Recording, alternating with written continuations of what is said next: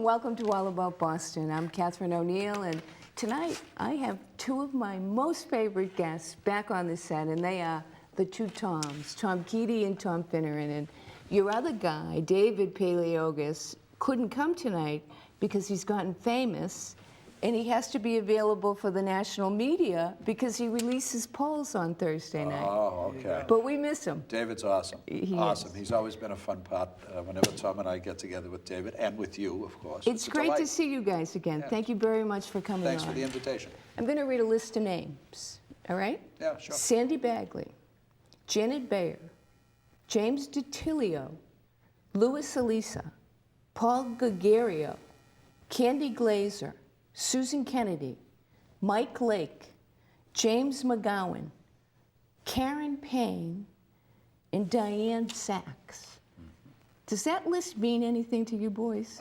Candidates for a variety of offices, some of whom have come up short, maybe all of whom have come up short in their quest for public office. Tom? State Democratic committee members. Those people I just read are our electoral college members. Oh, really? Yes, Oh. they go and they vote for us, right? Isn't that the deal? They cast, as electors, they cast a vote that is supposed to represent the votes of the people of Massachusetts. Which is a So, great what mystery is to it, me. 13 So votes or 11 votes, Something whatever like it is, that, something right. like that. you get 11, each state gets a vote for the members of Congress that plus, they have. plus two, I believe, plus the two senators. Plus the isn't it? senators, Yeah. right? go. So we get 11, Yeah, right? okay, yeah. So we have 9 congressmen 9 and and 2. 2 senators. There you go. Now, these folks are elected. Okay. This is an important position, don't you think? No? It's I think not? I actually think it's kind of pro forma. Oh, you do? I don't know that there's ever been an instance which was decisive. There may have been instances of deviation, but I don't know if there's a decisive deviation from the votes that were cast in a particular state. The electors in Ohio will abide by the vote that was cast in Ohio. As I fully expect, these electors will abide by the votes that we cast on November 8th. So is that, okay, so you need 270 electoral votes to win. 272? 270. 270. Okay, I defer. Right. I got two experts. So you need 270 electoral Yeah. votes to win, right? Correct, okay. In Massachusetts, people say our vote doesn't count because all of these people are going to vote for the Democratic ticket. Mm-hmm. But where the vote does count is the battleground states. Is that right, Tom? New Hampshire, Ohio, Pennsylvania, Florida, you got it. Oh, sure, absolutely. So explain that to But our it all, viewers. they all count. Okay. They really do. And I would go back to 2000 when Florida came into play, Right. where with a recount that was questionable, which really pushed the Electoral College for the state of Florida, because without that recount, those Electoral College voters going to Washington to cast their ballots, were they going to vote their congressional district, or were they going to vote their conscience? You're supposed to go and vote the way the district The was. people voted, right. Exactly. So now, do you guys see anything like that happening this time? Like, this is a very strange election. It's I mean, the strangest have you ever ele- seen an election like this? Strangest election I have ever seen. I'll go back to 2000 just for a quick editorial comment. My recollection is that Vice President Gore, I got that right? Yeah. Yes. Yeah, Gore failed to win his home state of Tennessee. He was Right. actually a D.C. kid because his dad was a U.S. Senator, but he failed to win Tennessee and he failed to win New Hampshire. Now, New Hampshire's a small state, but that's a battleground now. 4 votes, it'll be 4, Correct. right? They are tooth and nail up there fighting. So Hillary Clinton and Donald Trump are in an absolute tongue war over 4 votes. When people say our vote doesn't count, Tom's absolutely right. Of course it counts. But it's going to be such a margin of victory for Hillary Clinton that she doesn't have to spend a In minute. Massachusetts. She doesn't have Yeah, to yeah, spend yeah. 1 minute or $1 in Massachusetts. She's spending dollars in Massachusetts because our TV stations go up halfway up the state, Right. where the population is concentrated in New Hampshire. So our vote does count. It's just we're a layup for the Democrats.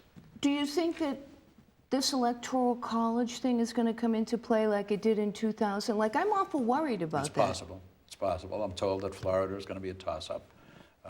People are surprised that Trump seems to be up 4 or 5 in Ohio. You know, Hillary sending proxies, including, you know, the former president, her husband, out there to campaign. But there's some, well, as you said, it's the strangest political year any of us have ever seen. Now, Tom, you've been on a lot of national races. Yes. What surprises you most about, like, there are a million things that are odd about this race from my observation, but what's the one thing that, like, makes you say, I cannot believe this is happening? The one thing that bothers me about this race is the nastiness, the sort of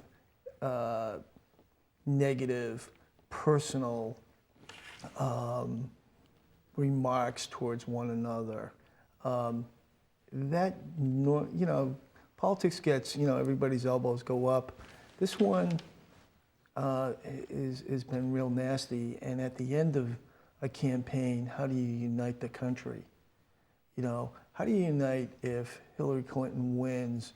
What happens to the Trump supporters? Or vice versa, if the Trump wins, how do you bring the country together? That was a good question that the moderator asked at the close of the vice presidential debate the other night. Given the contentiousness, given the nastiness that Tom's referred to, how would you, Mr. Pence, how would you, Mr. Kaine, propose to bring the country, to stitch it back together? And I think the moderator even kind of framed it as the country has some very serious problems, and it would be nice to see this stitching together, if you will. But I'll go a step further than Tom has. I agree with him 100%. It's about the nastiest, most vulgar type of campaign I've ever seen. But didn't Donald Trump start all of this? Well, you took the words out of my mouth. Hillary Clinton, you can like her or not like her, support her or not support her, okay, everyone can make up their own mind. But Trump brings a particular nastiness to this. And he did it in the Republican primary as well. He belittled Jeb Bush, okay, he belittled Cruz, he belittled Marco Rubio, he belittled Carly Fiorina, he belittled everyone. Ben Carson, the neurosurgeon, was, you know. But he was allowed to do it, right?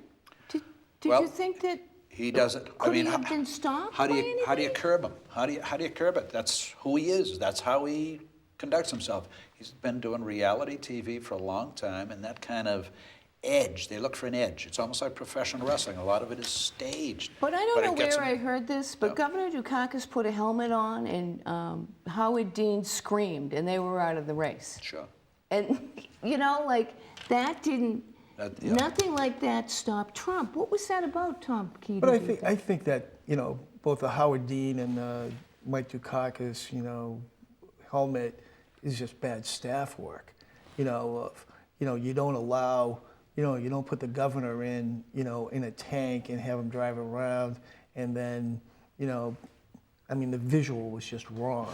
And, you know, people have talked about that. You know, the He doesn't Howard, look like a soldier. Right. No, I mean, Right. he just doesn't look like a soldier.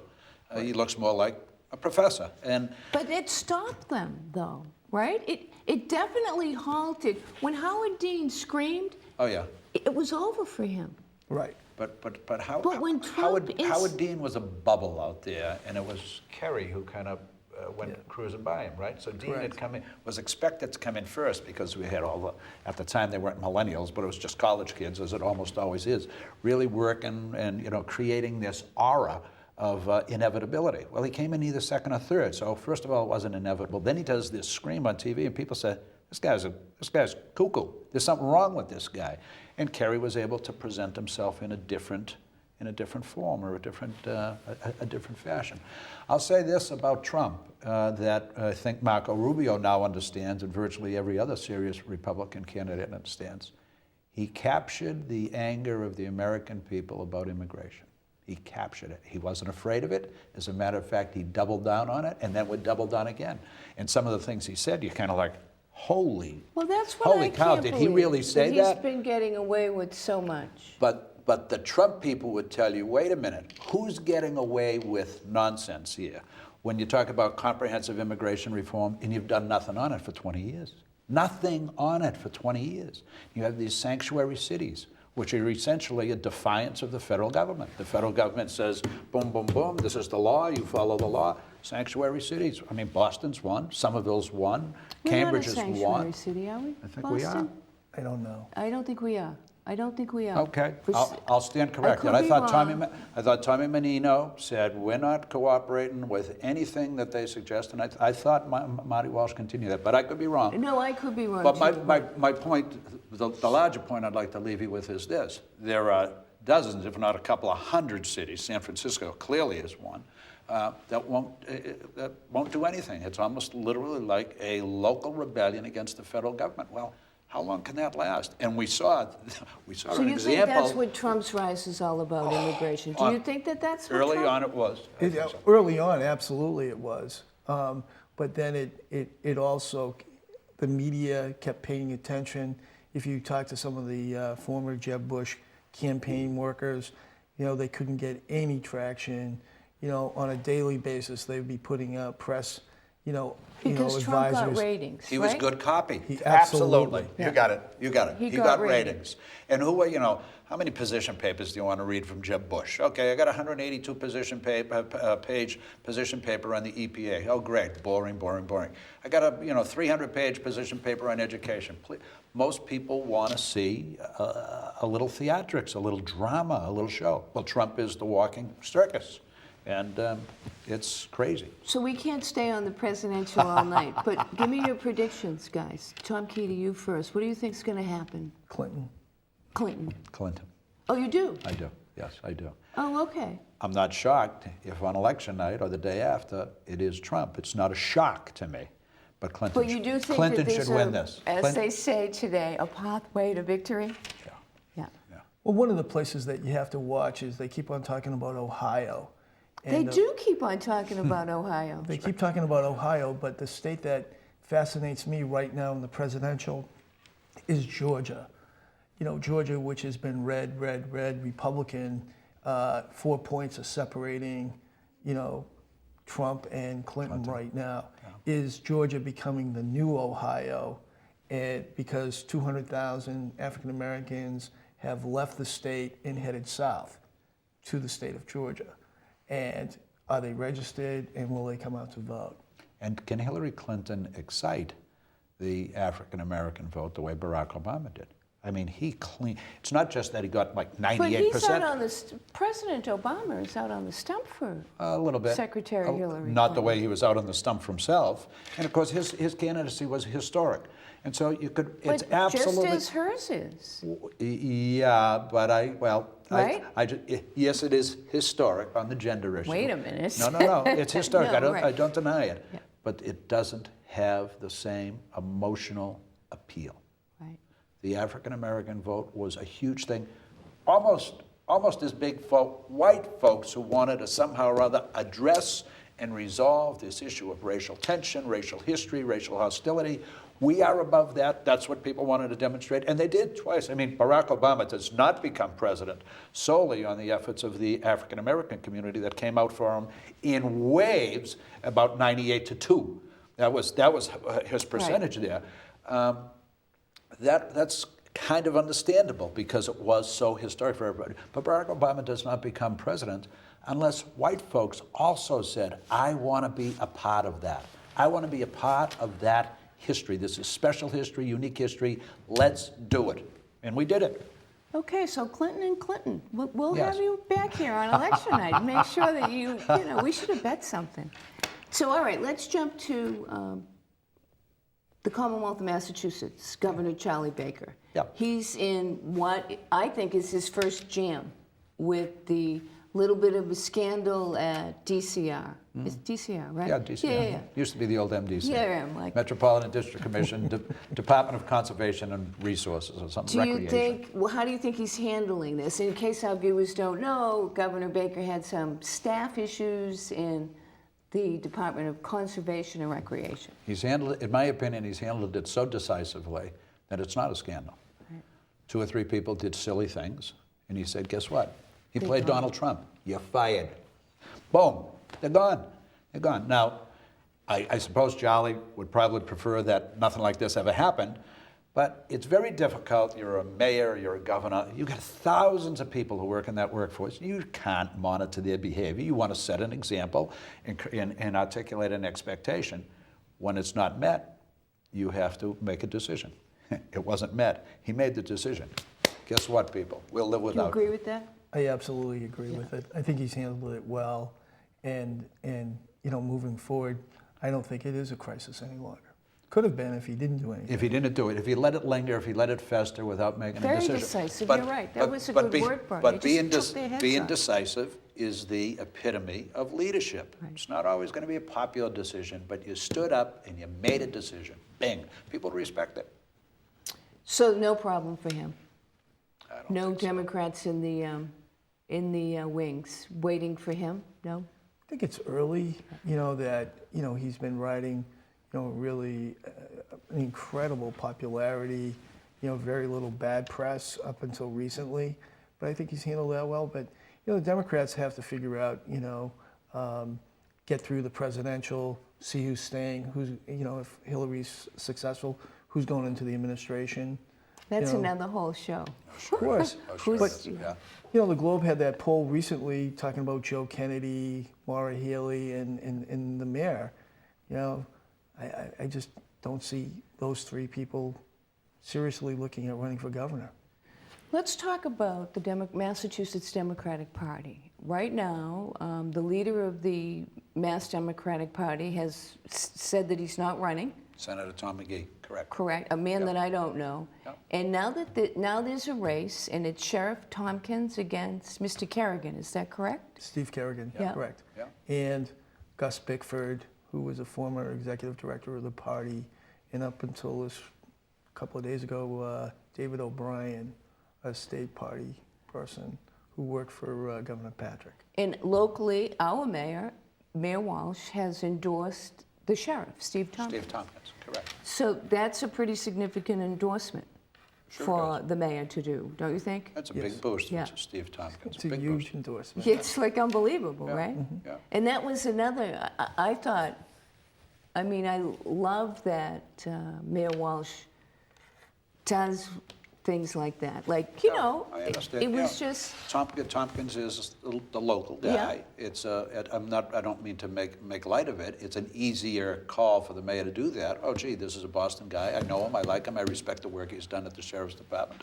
So you get behind it. And again, there's that historic aspect of it. Plus, Steve Tompkins is involved in corrections, the Justice Department, rehabilitation, reentry. Those are all things that really. But he could have stayed Those out are of it. The those are mayor in could Mayor have Walsh's stayed out of heart. it. Yeah. He's got that pulse or that impulse, maybe it'd be the better word to use, to try to look at people who have had a bump in life or made a wrong, yeah. dumb decision at one point, but say, deep down inside, they need another chance. Let's stand for that. So I think there's ample reason. There are ample reasons why Mayor Walsh embraced Steve Tompkins. a lot of people complain that the Massachusetts Democratic Party, the delegates, they're all too much to the left.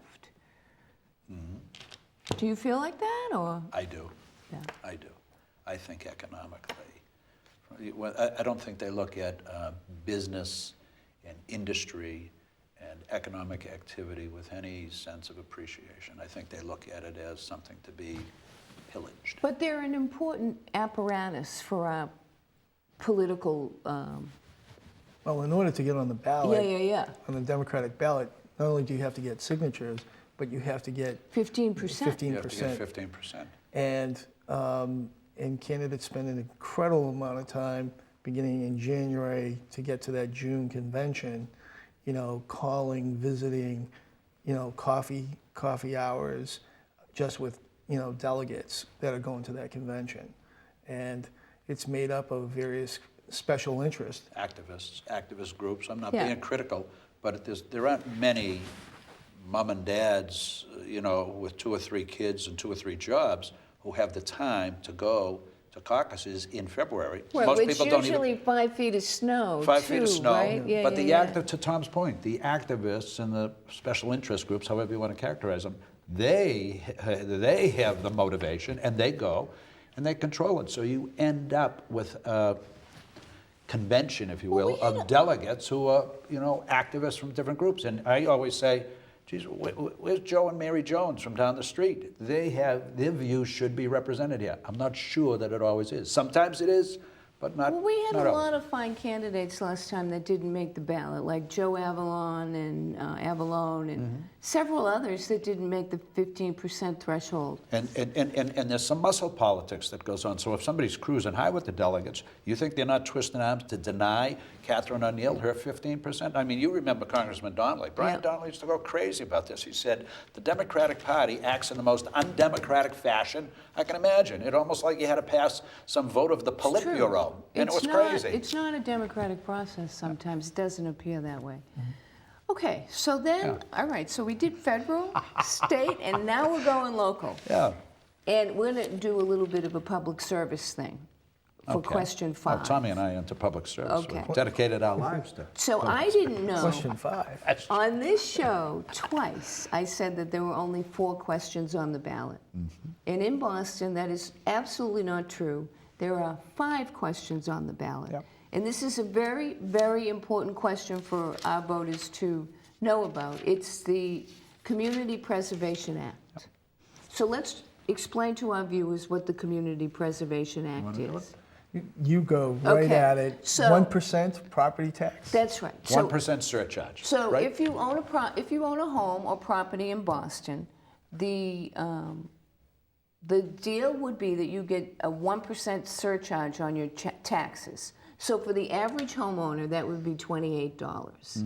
And what that enables the city of Boston to do is have a fund which will allow them to create affordable housing, which is such a need. Or open space. Yeah, but the main one would be in Boston, I think, to create affordable housing, to preserve open space and to preserve historic landmarks. Correct. Those are the Right? 3 pots. Yep. So this is the 5th question on the ballot. It's on the 2nd page. You get 2 pages in your ballot, and it's on the back of the 2nd page. So it will be easy to miss, and everybody's supporting it. Not everybody. There are people that are the tax. The tax crowd. People the don't like anti-tax crowd. taxes. Yeah. Your friends. Yeah, well, people will say, undoubtedly, they always have, whenever a tax question Right. comes up, look, I already pay. I pay they're worried. Right. I pay exorbitant taxes. I'm paying through the nose. I pay federal. I pay state. I pay city. Blah, blah, blah, blah, blah. And so they kind of get themselves lathered up. Now you can present it as, gee, it's a 1% surcharge, and it's for Right. motherhood, apple pie, and something else. 3 great causes.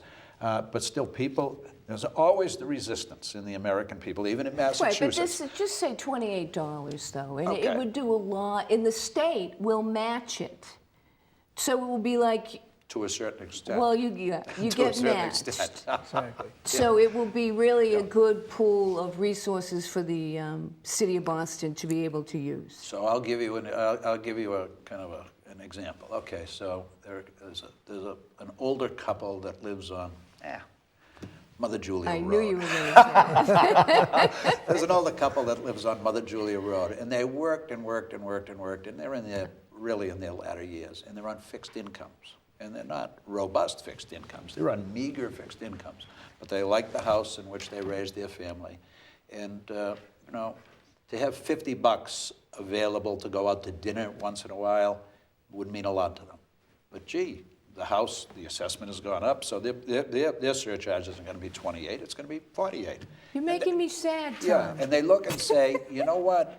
We already pay, and we've paid for 50 years. We But don't if you're resent elderly, payment. you don't have to pay. That's true. So If I you're knew, elderly, you see? don't have to So I They can gave still you. go to dinner. Yeah. So let me tell you, Yeah. All About Boston is going on the road now, once a week, and we're going to fun places and to see fun people. Are you really? Yes, and I Oh, want to wow. show you the first place that we went to this week. Okay. Are we going to see?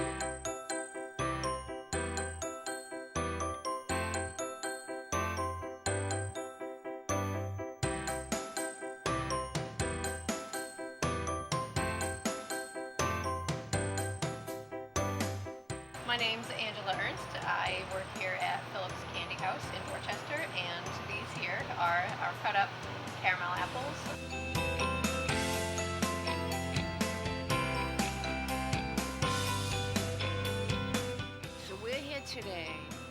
to watch you make the best apples on the planet, right? Tell us a little about these apples. Well, they're Granny Smith apples, and they are then dipped in the famous caramel. That's the same for the turtles. And then once they are dry and easily touchable, we dip them in the chocolate. You can get milk dark or white, and or pecan. Are you surprised at how many apples that you actually sell here? I'm more surprised by how many apples I end up eating. But yes, no, they're a big seller. I know that people call. They're like, all right, September, when the apple's coming out. And so when I got to work, I was like, so when are the apples coming out? So when do they start? What is their season? It's about mid-September and through probably mid-October. So we're probably coming to, well, maybe the end. I'm not sure exactly when they end, but maybe as far as popularity goes, until we can't keep them in stock anymore.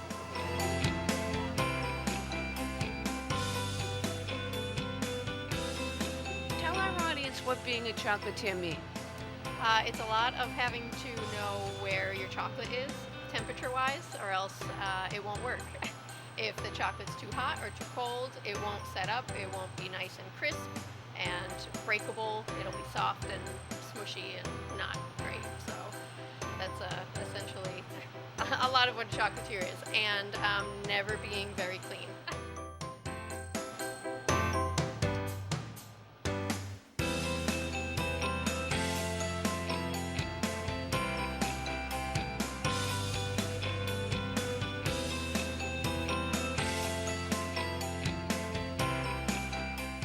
Okay, so I knew about the turtles at Phillips Candy House. So The Oprah turtles. Winfrey said that the turtles were the best turtles in the awesome. world, Yeah, right? yeah.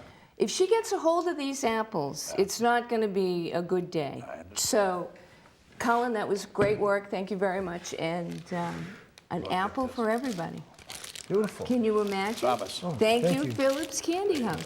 Look is at awesome. this. Thank Look you. at this. So when do you want us back? Because Well, if you Election bring Day. apples, this is Absolutely. This is awesome. You've predicted that it's Clinton, so Clinton, we're going to Clinton. have you back Yeah, election night. Clinton. I'm Catherine O'Neill. I'd like to thank you for joining us on this edition of All About Boston, and we'll see you next week.